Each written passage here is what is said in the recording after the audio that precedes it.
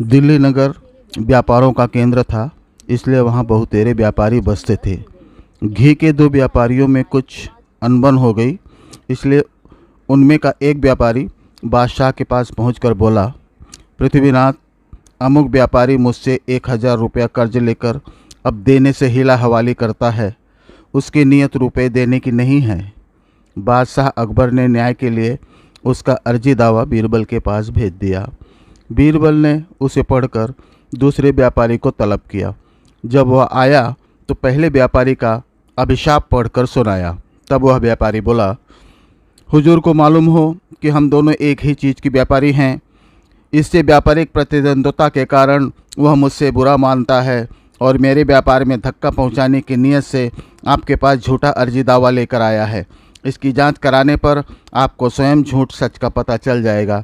इस संबंध में मैं और कुछ कहना नहीं चाहता। बीरबल ने उसकी बात मानकर उसको घर जाने की मोहलत दी। फिर पहले व्यापारी को बुलाकर बोला, इस मामले में आपको अभी खामोश रहना पड़ेगा। समय पाकर मैं इसका उचित न्याय करूंगा। अभी आप इस ढंग से रहें मानो कुछ हुआ ही नहीं है। वह बीरबल की बात मानने को लाचार था, चुपचाप अपने घर चला गया। व्यापारियों के झगड़े का न्याय करना बीरबल को याद रहा। सोचते सोचते एक दिन उसे एक नई युक्ति सूझी।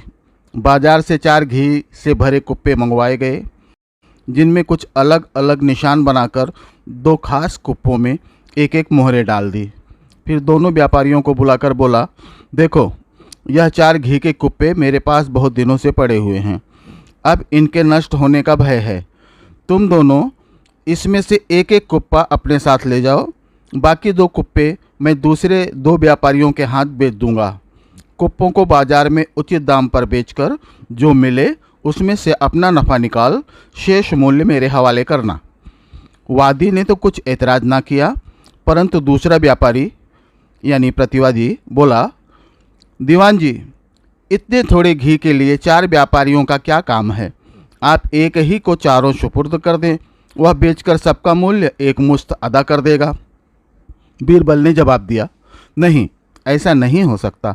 हमारे लिए सभी समान हैं और हमें सबका ध्यान है। तुम एक एक कुप्पे अपने साथ ले जाओ, बाकी मैं दूसरे के हवाले करूँगा। बीरबल उन दोनों को दोनों गुप्त निशान वाले कुप्पे देकर विदा किया। घी कुछ बिगड़ा हुआ था। व्यापारियों ने सोचा कि बिना तपाए इसका ऐब दूर न होगा, इसलिए पहले व्यापारी ने कुप्पे को तपाना शुरू किया। जब घी पिघल गया तो उसे एक बड़े कढ़ाई में छोड़ खराया। जब उसकी मर्जी के मुवाफिक घी एकदम तैयार हो गया और उससे सुगंधी आने लगी तो उसने फिर घी को उसी कुप्पे में भरना प्रारंभ किया। जब घी पेनी में पहुंचा तो किसी चीज़ के खड़कने की आवाज़ सुनाई पड़ी। उसे बाहर निकाल कर देखा तो वह अकबरी मुहर थी। व्यापारी मन में सोचने लगा, यह मुहर बीरबल की है, भूल से इसमें आ पड़ी है। उसकी वस्तु उसी को देना मुनासिब है। व्यापारी मुहर को लेकर बीरबल के पास पहुंचा और उसकी मुहर उसे देकर अपने घर लौट आया। बीरबल मुहर पाकर सोचने लगा, यह व्यापारी सच्चा है। दूसरे व्यापारी के कुप्पे से भी उसी प्रकार मुहर निकली, परंतु उस लालची को सोना देखकर लोभ समा गया। वह मुहर को अपने जेठे पुत्र को देकर बोला, इसको यत्न से अपने पास रखो, जरूरत पड़ने पर मुझे लौटा देना। इधर जो 2 कुप्पे बिना असरफी के थे, दूसरे 2 व्यापारियों को देकर बीरबल बोला, इसे बेचकर चौथे दिन सबके साथ मूल्य लेकर हाजिर होना। इस प्रकार यत्र तत्र कुप्पों को बेचने और धन संग्रह करने में चारों व्यापारी जा लगे। जब रुपया जमा करने की निश्चित तिथि आई तो वह सब बिक्री के रुपए लेकर बीरबल के पास आए। बीरबल ने 3 व्यापारियों का द्रव्य सहेज लिया। चौथे प्रतिवादी की बारी आई तो उसका द्रव्य सहेजते हुए बोला, तुम्हारे कुप्पे में अन्य व्यापारियों से अधिक घी था, यानी 3 में तो एक मन था, परंतु तुम्हारे कुप्पे में 1.25 मन था। बीरबल की यह बात सुनकर प्रतिवादी घबरा गया और बोला, हुजूर क्या कह रहे हैं, मेरे कुप्पे में भी 1 ही मन था। गरमाते और तोलते समय उस जगह मेरे घर के और भी प्राणी मौजूद थे। आपको विश्वास न हो तो उनको बुलवाकर जांच कर लें। घी का वजन सबके सामने किया गया था। बीरबल अपने एक सेवक के कान में कुछ समझाकर बोला, तुम उसके लड़के से जाकर कहो कि तुम्हारा बाप कुप्पे से निकली असरफी को तुरंत मांग रहा है। तुम उसे अभी लेकर मेरे साथ चलो। वह कर्मचारी जाकर व्यापारी के लड़के से बोला, तेरा पिता बादशाह अकबर की सभा में बैठा है, घी के कुप्पे से निकले असरफी लेकर तुझे बुलाया है। लड़का साथ हो लिया। अपने पुत्र को यकायक दरबार में उपस्थित देख व्यापारी चिंताग्रस्त हुआ, परंतु विवश था। बीरबल के सामने उससे कुछ कह भी नहीं सकता था। बीरबल ने लड़के से पूछा, क्या तुम मुहर लेकर आए हो? जी हाँ, कहते हुए लड़के ने पिता के सामने ही मुहर को बीरबल के हवाले किया।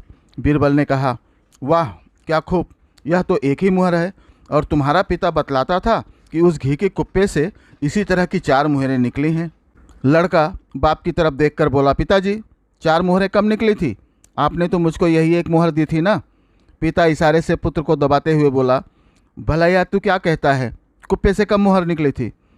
लड़का बेचारा भला अपने बाप की मनसा क्या जानता था।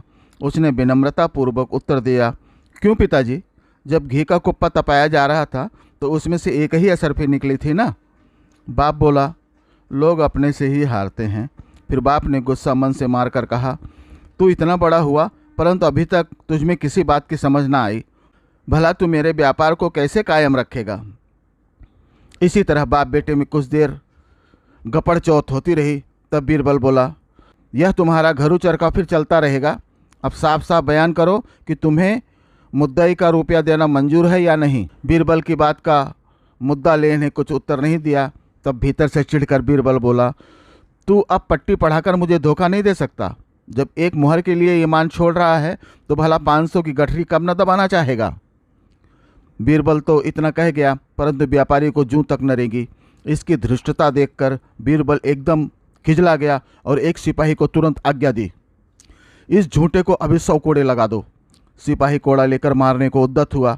इस बीच व्यापारी का लड़का फिर बोल उठा, वाह पिताजी, अभी उस दिन तो आप स्वयं कह रहे थे कि इस महाजन का मुझे 500 का ऋण चुकाना है, परंतु चिंता की कोई बात नहीं है।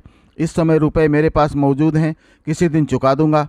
तब आप उन रुपयों को इसे क्यों नहीं दे देते? लड़के की सभ्यता देखकर बाप ने हार मान ली और बीरबल के सामने उन रुपयों को चुका देना स्वीकार किया। किसी ने सत्य कहा है, मार के आगे भूत भागता है। न 100 कोड़े की नौबत आती, न रुपया बरामद होता। बीरबल ने तत्क्षण मुद्दई के रुपयों को दिलवा दिया और प्रतिवादी को सजा देकर रुपया मारने के अपराध में जेल भेज दिया। मुद्दई अपना धन पाकर बड़ा हर्षित हुआ और बीरबल के न्याय की भूरी भूरी प्रशंसा करने लगा। फिर बीरबल अन्य व्यापारियों को चिताकर बोला, यहाँ पर आप लोग अधिकतर व्यापारी ही उपस्थित हैं। सबको उचित है कि ईमानदारी का सौदा करें। बेईमानी करने के पहले तो भला मालूम होता है, परंतु उसका परिणाम बुरा निकलता है। यह लड़का अभी तक बड़ा ईमानदार है। यदि इसको बुरों की सोहबत ना होगी और बाप का असर ना आएगा तो आगे चलकर इसका व्यापार तरक्की पर रहेगा। फिर लड़के को चिताकर उसे सदैव सच बोलने की शिक्षा देकर विदा किया। अन्य तीनों व्यापारी भी बीरबल की आज्ञा पाकर घर लौट गए।